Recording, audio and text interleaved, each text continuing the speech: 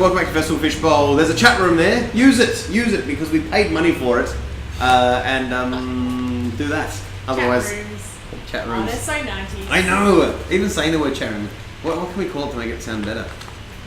Sex room. Get in the sex room. That does sound good. Right? Yeah.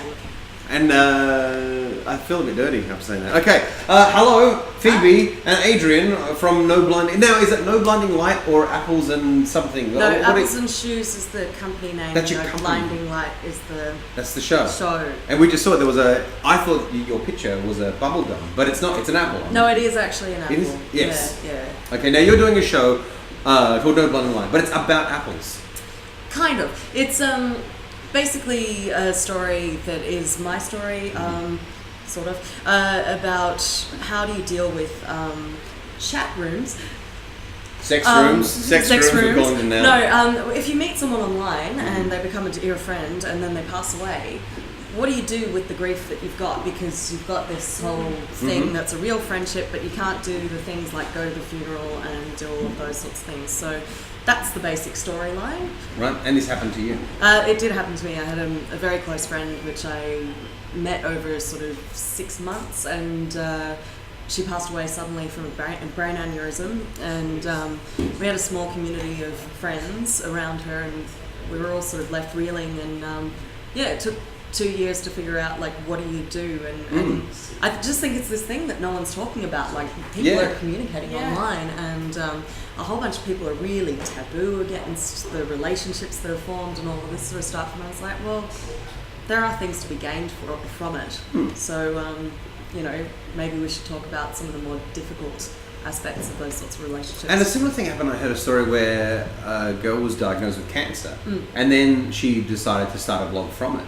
And then she eventually passed away, and there was this kind of weird thing. And then, because how do you even find out if the person dies, they can't post things? And well, because I was in a fortunate circumstance where I was in close contact with the boyfriend as well, and so he had let us know. But it was hard. And then I think in this story, I can't remember, but it was a kind of blogging community that kind of gathered around her and gave her a lot of support. And then all of a sudden when she went, her mum didn't know that she was a big part of this community, and then she started getting messages and all that kind of stuff. And And the other thing that I found really weird talking to people about things and stuff is that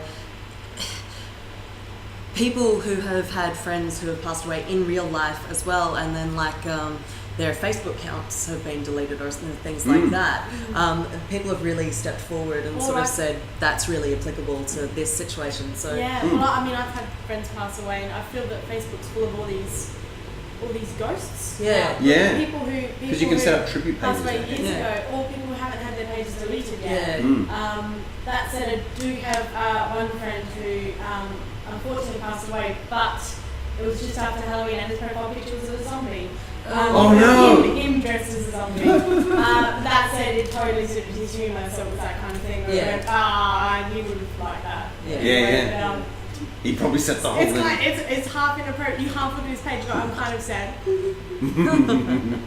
But it's really, it's quite odd to think there's lots of profile pages out there for people who no longer exist. And it is interesting because each different social medium does have a different thing in terms of what can be done by the families and all of those sorts of things, but it comes down to the individual online site. Nice. So your show is about this, but it's kind of theatre and music? So it's 14 episodes looking at various different fractured... 14 episodes? So is it a different show every night? Or no, they're 14 little vignettes. Like 14 little vignettes is a nice way of looking at it. And then I've had the fortunate circumstance of working with Adrian, who's a wonderful young composer who's also playing live on stage. So it's not quite one woman. Quite. No, You're getting close though. Yeah, I do. Well, I'm a guitarist, so I just sit down and it's the perfect non-performer role. I just sit there and play. It's fun. It's nice to be on that stage, to have that dynamic between the two, to pretend that I'm performing as well as an actor. So are you an actor or a musician? Or? I'm a composer. I mean, I've studied jazz, now a composer and a classical guitarist. It's a really interesting show to write music for, especially with this. It's a very Australian story. Okay. It's told in a very Australian way, small characters, small situation, but focusing on the smaller points. So to write music for it, it's very interesting, especially on the guitar, which is not something that you would choose for, for something like this. But at the same time, the guitar is a perfect thing for it. It's always under the voice. It's a nice score too. Yeah, it's beautiful. If you do say so yourself. I'm very proud of it, not so much because it's great, but it's the first time I've composed something specifically for guitar, and it happens to work very well.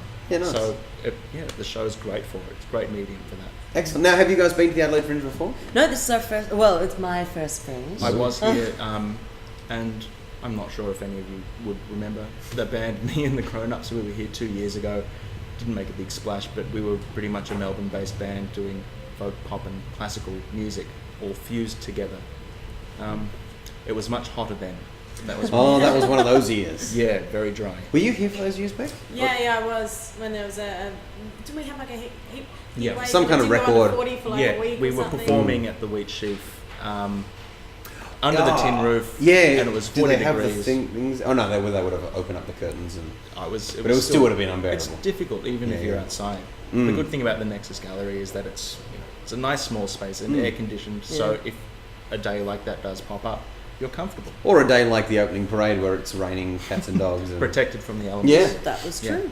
Yeah, nice. Have you found audiences reacting to the story and also with the live music as well? I found audience reaction incredibly humbling, to be honest. Like, you go about writing a show in any respect and you sort of hope that it'll touch one or two people, but we've had overwhelmingly positive responses and people who come out really cleansed and have quite cathartic responses to it, which is really lovely because best thing you can do as an artist is try and touch people and reach out and do something. So well, I've not heard of anyone else doing something like this before, and just as soon as I was reading a press release, and as soon as I read it, I went, oh wow, I can relate to so much of that. And I imagine there's a lot of people who can, but they've not had any real place where they can talk about it. So it allows people to do that. It's been that really lovely thing as well, because usually when you do a show, you sort of do the show and then you pack up and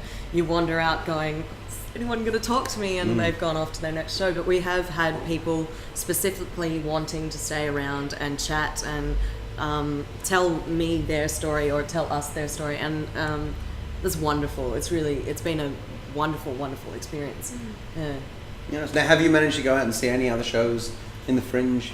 We're trying to get around a little bit as much as possible, but we've been quite busy trying to set up everything this week.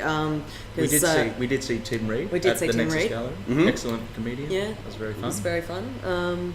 But we've got another week in Adelaide, so we're hoping that we'll sort of get to some later night shows after we're done and all of that sort of stuff. So excellent, nice. Now we need to play a game with you. Wait, we also saw Skin House, and that is exceptional. Skin House? Can't forget Skin House. Yeah.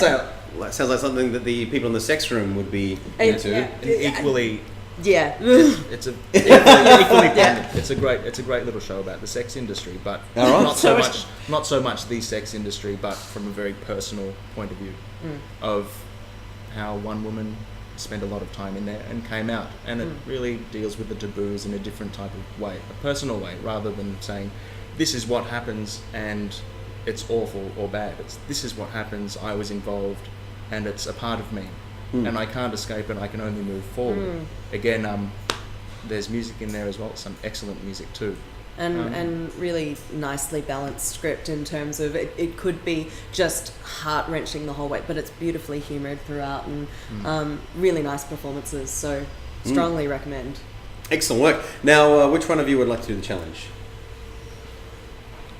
Musician. Yeah, if you don't say no, you're in. So, okay. It's like playing the saxophone but backwards. Yeah, we can put little holes in here and you can be if you want. You've got your harmonica there. Yeah. There you go, just put it as a reed. Alright, so while we do that...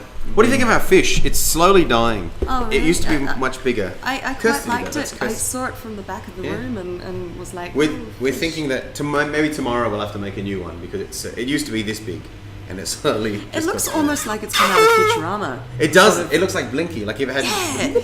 Maybe that's what you should do. You should have like an evolving fish that slowly grows extra appendages. All right, that's childish. Okay, so your timer is up on the screen over Beck's pretty face. There you go, and your time starts now. Now give us the details of the show again, when and where, and all that kind of stuff. Okay, we're on at the Nexus Gallery, which is got a good the technique. Lion Arts Complex, which is the corner of North and Morford. Now, is it called the Lion Arts Complex again? Because it's been called so many different things. The whole thing Okay. is the Lion Arts Oh, right. Complex, but the Nexus is the one that's Right in the doing middle. performance. So there's the cabaret space and the gallery space. And we're I see. in the gallery space, and we're on 8 p.m. from tonight to Sunday. So short season. Come see Excellent. us. And is there lots of apples in the show as well? We've got lots because of we had some apples. photos and stuff, which. But then Yeah. there's. We've got lots of apples dotted around, and I have great fun trying to chow through Yeah. them and stuff. So yeah, and also shoes. Okay, so And you've got the whole Yeah. thing in there. Yeah. It all comes together. Nice. Nice. And then you don't have to see doctors when you're here. That's very. Wow, dude, you're awesome at this. All right, Beck, it's you have to count these up at the end. Yes. So This is wow. the best choice ever. I know you casted well for this. I know. All right, here we go. Okay. That was look at you.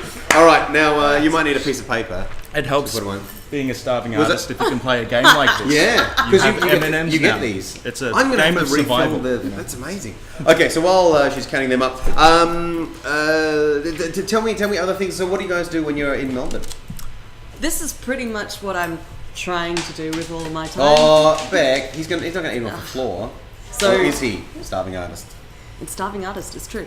That's what Plus we one do. more. We're starving artists. I've just been composing for 3 months, and I can't let this go. But a friend of mine, a colleague as well, we've managed to get commissioned by Opera Australia to write an opera about WikiLeaks. Yeah, right. Yes. And a Sanjical.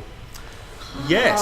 Hey, Nice. look at that. I'm not sure You if don't get to that's- host this show just because you're the guy with the computers and equipment. You've No, got no. It'll be an excellent thing, but a Sanjical.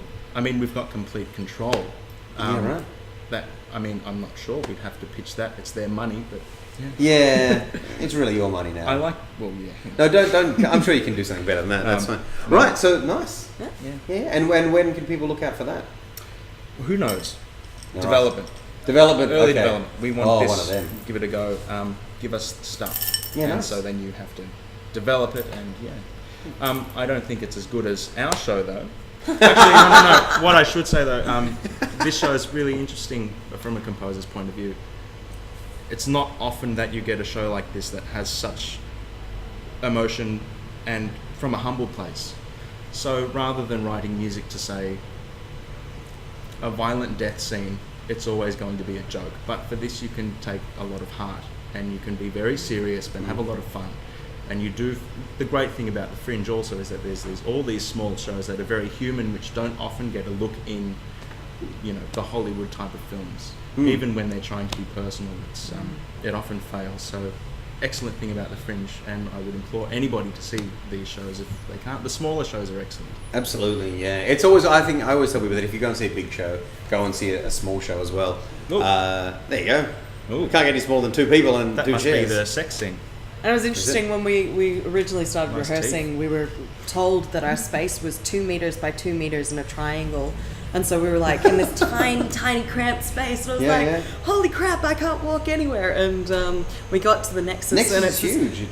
It's not the cabaret space. Right. So, In the so gallery, it's the yeah. gallery, which is a new space this year, really beautiful. But they've clearly flipped the room around from what they originally thought it was going to be. So I've walked in and gone, space! So it's brilliant. It's brilliant. Excellent acoustics too. Nice. Excellent. Well, thanks so much for coming in, guys. We do have a CD Yeah, sure. of What? music if people, can go with the tickets or whatever. Okay. Yep. Excellent. Okay. Giveaway. We had some ticket giveaways. We'll do them when we come back. Whenever, yeah. But it now comes to the free CD. Do you want to know how many?